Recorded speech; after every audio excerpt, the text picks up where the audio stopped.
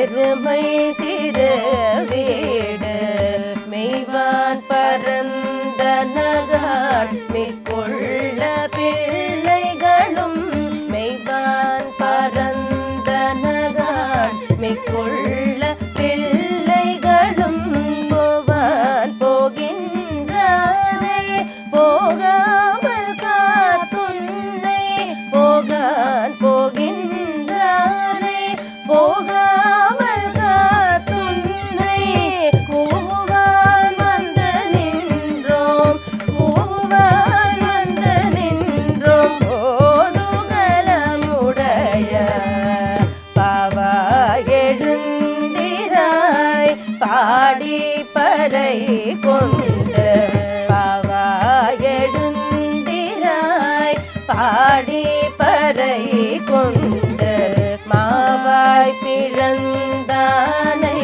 மலரை மாட்டிய மாவாய் பிறந்தானை மலரை மாட்டிய தேவாதி தேவனை சென்று நாம் சேவித்தால் தேவாதி தேவனை சென்று நாம் சேவித்தால் ஆமாவென்றாராய்ந்து ஆமாவென்றாராய்ந்து அருளேலோரெம்பாவா.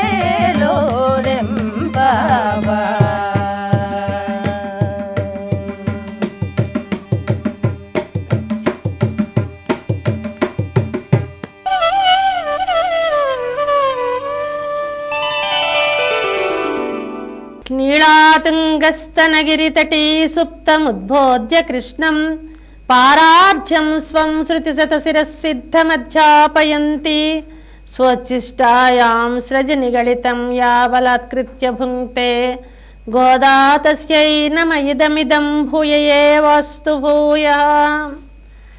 నిన్న మొన్న కూడా 2 రోజులు అమ్మ లేపుతూ గోదాదేవి అది విన్నారా విని కూడా పడుకున్నావా లేవవేం అంటూ కదా లేపుతోంది. వినడం వినడం వినడం అంటే శ్రవణం.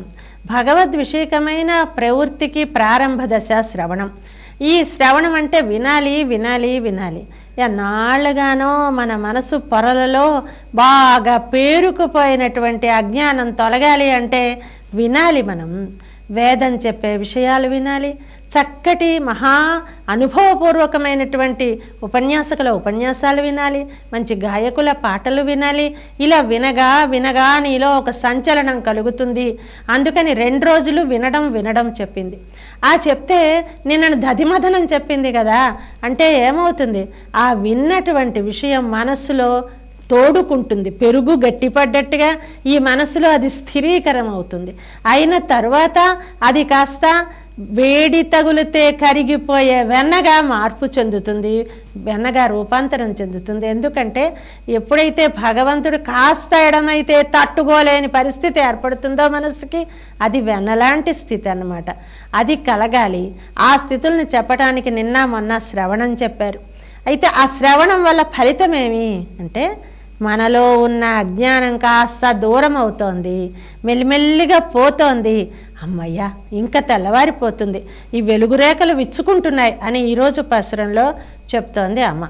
కీழ்వానం వెళ్ళెన్నెరుమై సిరువీడు மெய்வான் பரந்தனகான் மிக்குள்ள பிள்ளைகளும் போவான் போகின்னாரை போகாமல் காத்து உன்னை கூவுவான் வந்து நின்னோம் கோதுகுலமுடைய பாவாய் எழுந்திராய் பாடி பறை கொண்டு மாவாய் பிளந்தானை மலரை மாட்டிய தேவாதி தேவனை சென்னு நாம் சேவித்தால் ఆవావెన్నారాయందరులేలోరెంబావాయ్ కీழ்వానం వెళ్ళాను.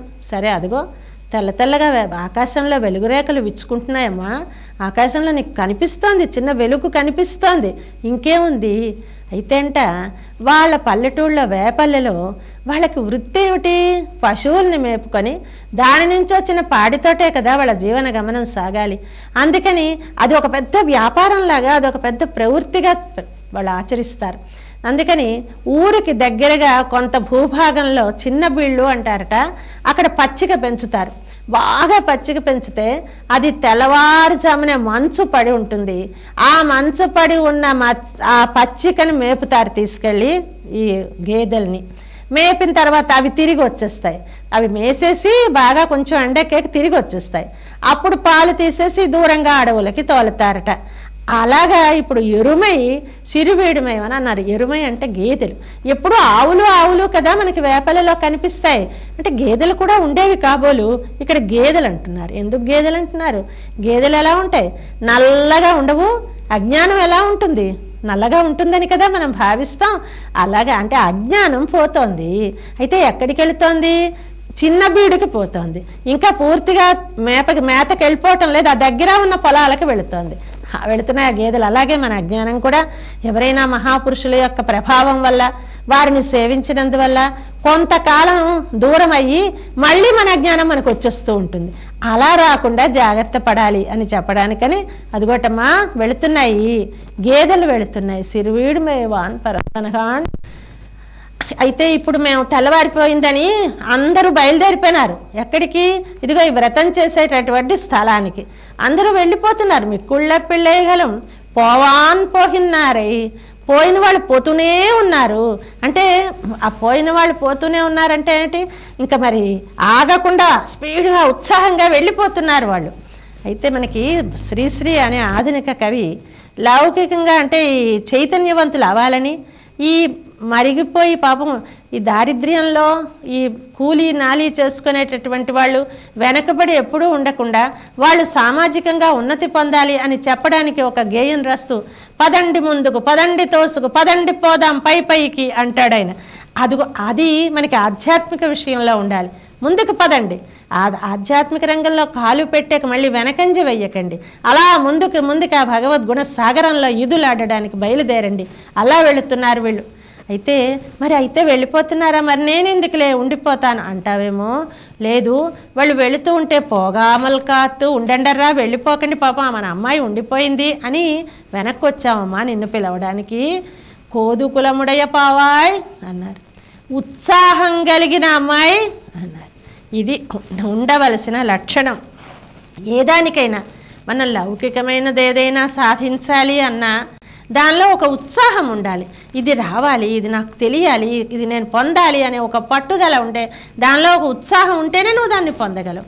భగవద్విషయకమైన ప్రవృత్తిలో అయితే మరీని దానిలో నీకు నిరాశ నిస్పృహ ఉంటే అది మనకి ఫలించడం చాలా కష్టం. ఎలా సాధ్యమండి? నాకున్న జ్ఞానం ఎంత, నాకున్న శక్తి ఎంత, పొందవలసిన భగవంతుడు ఎంత గొప్పవాడు, వాడిని పొందడానికి నాకున్న పరికరాలు చాలవే, నేనేం చేయగలను కనుక అని వెనకంజ వెయ్యకు. ఉత్సాహవంతుడివై ఉండాలి. ఉత్సాహం ఉంటే ఏమవుతుంది? నేను సాధించగలను, నేను సాధిస్తాను అనే ఒక ధైర్యం నీలో ఉంటే అదే నిన్ను ముందుకు నడిపిస్తుంది. కనుక నిరుత్సాహం వెనక్కి లాగేస్తుంది. కనుక కోదుకులముడయ పావాయ్, ఉత్సాహం కలిగినటువంటి అమ్మాయి, నువ్వు చాలా ఉత్సాహం కలిగిన దానికి. అంటే కుతూహలం అంటారు. కుతూహలం అంటే ఇది కావాలి, ఇది కావాలి అనే ఒక తపన. ఆ తపన నీకుంది. అసలు నిజం చెప్పాలంటే నువ్వంటే ఆ గోపాలకృష్ణుడికి కూడా అంత ఇష్టమేనమ్మా.